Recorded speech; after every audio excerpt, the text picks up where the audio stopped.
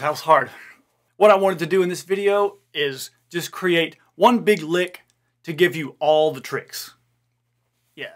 So I'm not really big on like working on warm-up exercises and just exercises in general. I feel like it's not a very musical way to practice, but a lot of people ask for it.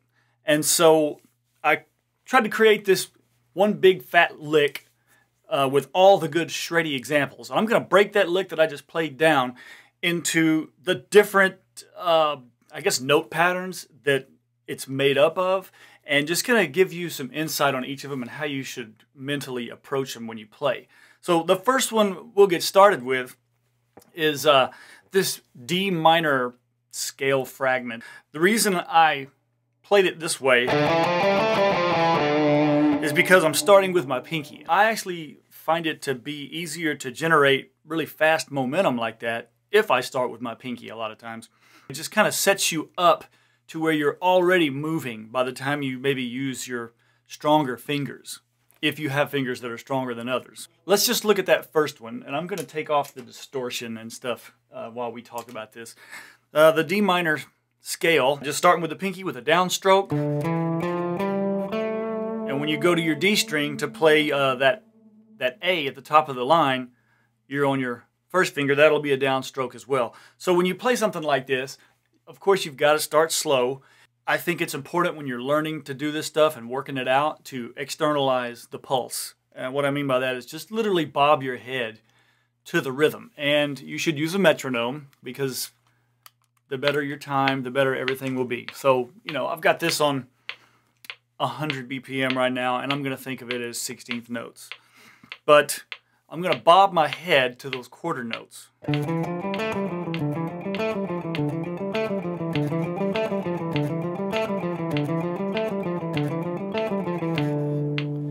And when you do that, it just gets your hands and your head and your ears and your eyes and everything just more in sync with each other.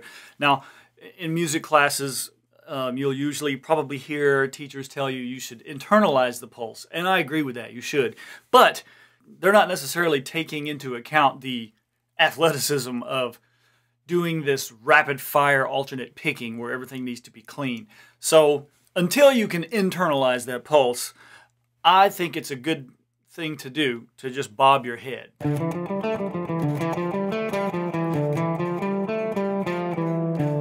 Whatever the tempo is, and keep that metronome going. Something else you need to do, I mentioned earlier we've got some downstrokes and upstrokes, but when you're bobbing your head, you know, really emphasize the downbeats at first.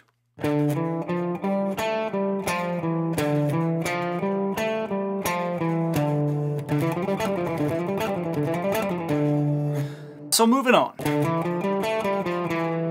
Another downbeat.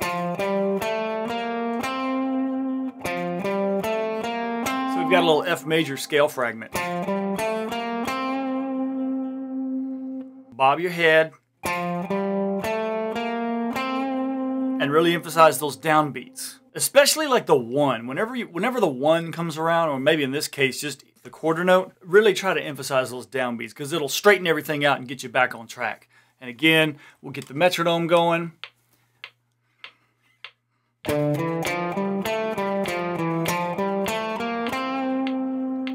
we're ending there on that C off of the D string. So we're bobbing our head.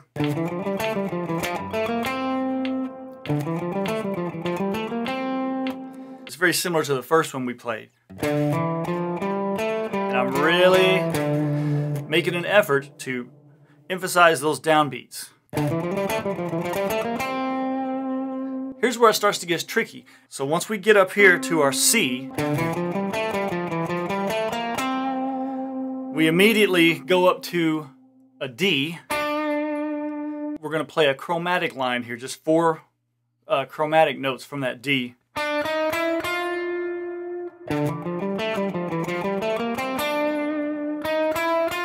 Now you'll notice that D, that's an upstroke. So you got to go slow.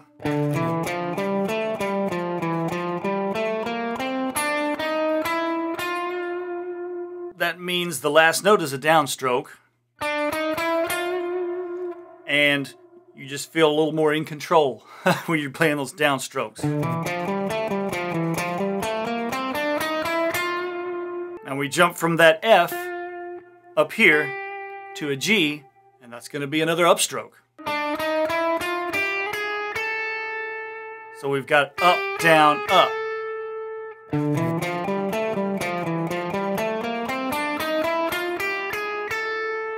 So we've got a little chromaticism going in there. It gives us a bit of a bluesy sound because we're kind of inside a pentatonic box, but we're connecting it with the chromatic notes in between. Now we have a downstroke up here on the high C. So we've got a nice little bluesy passage there.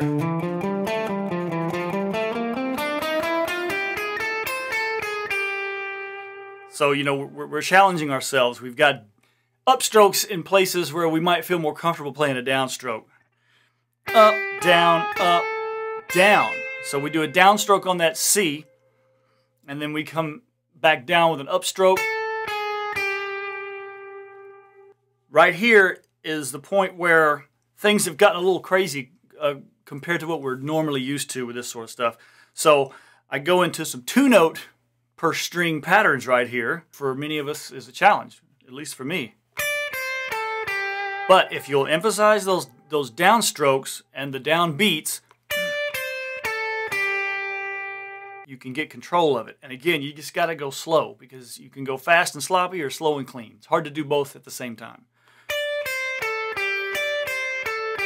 Down, up, down, up. I'll just take something like that and sequence it until I get it clean. Bobbing the head. Then we have another 2-note per string pentatonic thing here. F to D, and then C to A. And again, it's down, up, down, up.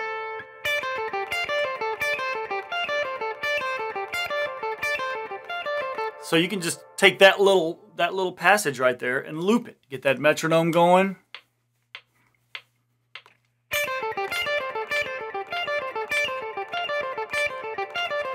And you know, when we're starting off, it's just hard to do that and be super graceful. So emphasize those strong beats.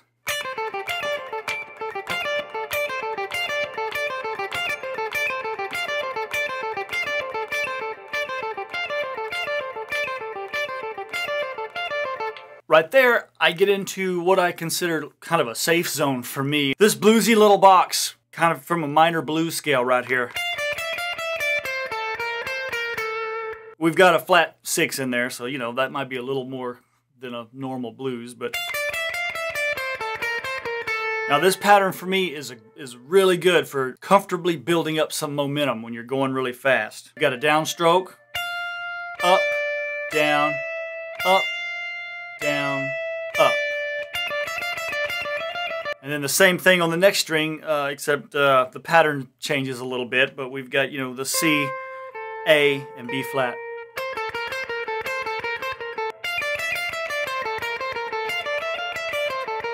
Now from there, we get another chromatic passage right after that. So I'm just landing on this A flat here, and then walking down chromatically to that F. Just take that and loop it.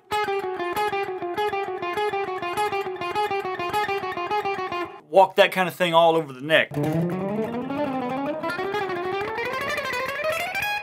So now we're going to go to our D again, and we're going to come up a pentatonic scale. Start on D. So you can just think of that little shape. You got 1 note here, and then 3 notes here.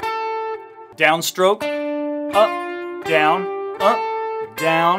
up here on our high C. Upstroke on a D.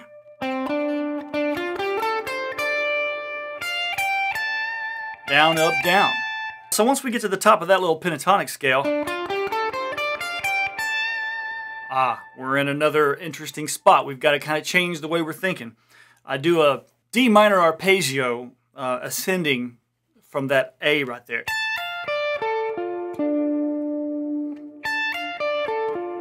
Here's one of my little tricks for doing sweep arpeggios when you're going fast. I'll pick this first note and then I'll pull off right there.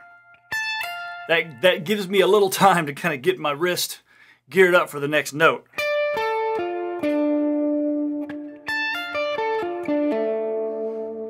And then here, a lot of times I'll do a pull off at the bottom of that arpeggio as well.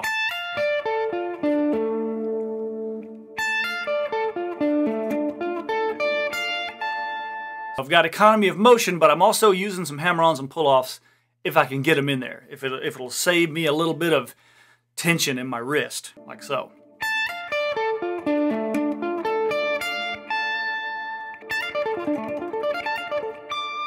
Now sometimes I will pick everything. Certain lines just cause you to do different things with your wrists, so there's no right way to do it. This is just how I do it. See right there, I picked that A at the bottom. But then I'm still going to hammer on when I go up to that D. Now I'll do an upstroke there. And then another pull off. And I'm just doing the sweep down there using economy of motion. Basically 2 upstrokes in a row.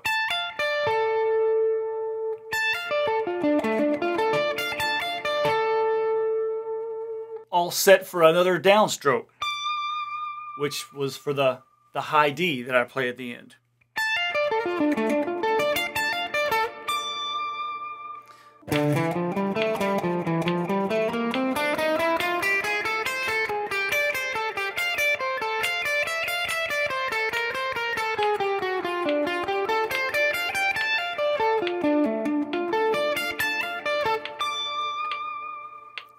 After you get some speed and proficiency with this, then you can start throwing in, you know, the distortion and the delay and all that good stuff. Something else I'll mention that's always good to do is like try to do it faster than you're really comfortable at.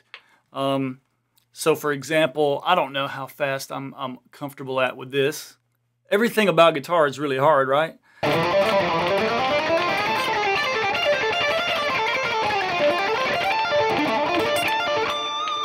So that's a fairly comfortable tempo for me. That was 160. Maybe I'll bring it up faster than what's you know, really comfortable for me, like 180. And this is probably going to be pretty hard to pull off.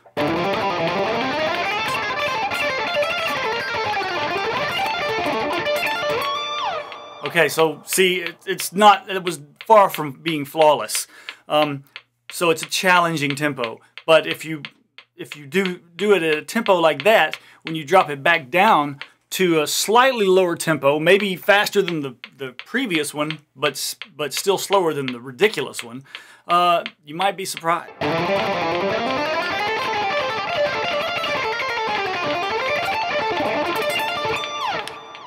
Wow, I pretty much nailed it that time. So kind of interesting, going really slow and then pushing it faster than I'm comfortable with. Then when I came back down to a reasonable fast speed, I pretty much nailed it. This is strictly for those of you that want to work on your fast alternate picking. So don't forget to practice like these chromatic fragments. Practice these little minor scale fragments.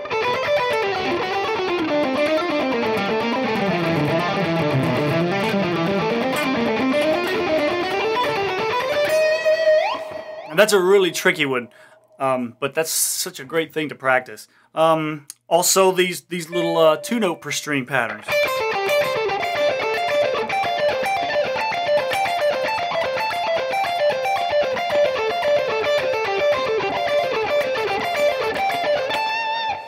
One more thing I'll add, when you're doing this stuff and you're playing slow and at a comfortable pace, perhaps with a metronome going, really emphasize how fast you can go when you're making these big, ridiculous pick strokes. It looks ridiculous, but it trains your muscles.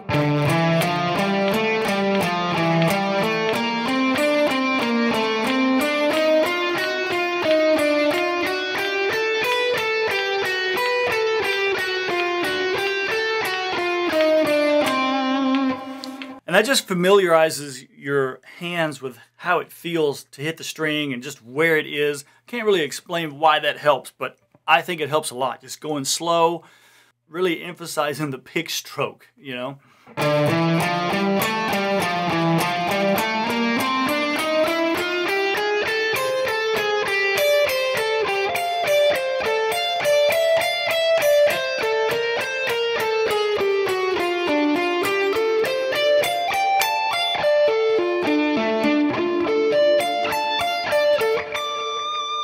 And it's going to be tricky when you hit that little sweep arpeggio because you've just got to adjust your wrist slightly. And it's like, you know, a couple of muscles disengage and a couple of new muscles engage or something.